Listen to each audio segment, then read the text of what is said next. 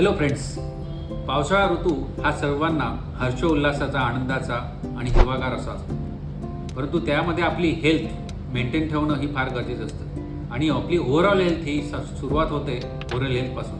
म्हणूनच oral health कशी maintain ठेवायची याबद्दल मी आज सांगणार आहे. या पावसाळा ऋतूमध्ये आपली हेल्थ मेंटेन ठेवण्यासाठी सगळ्यात पहिल्यांदा म्हणजे स्ट्रीट फूड अवॉइड केली पाहिजे. बरं ठीक आहे, घेतलं तर तुम्ही क्लीन वॉटर पिलं पाहिजे, कधी पण क्लीन आणि एकदम स्वच्छ वॉटर घेतलं पाहिजे.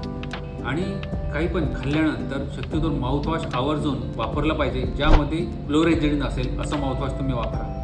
त्याने आपलं ओरल हायजीन चांगलं राहील, म्हणजेच ओव्हरऑल चांगलं राहील. आणि दर 6 महिन्यातून जशी स्केलिंग करतात, जसा हा 6वा महिना असतो जून महिन्यामध्ये, तर 6 महिन्यातून एकदा स्केलिंग म्हणजे क्लिनिंग ऑफ द टीथ केलं पाहिजे. कारण त्यामुळे काय होईल, तुमची इथून जे गम्स आणि ओव्हरऑल आहेत आपल्या दातांची हेल्थ पण चांगली राहील.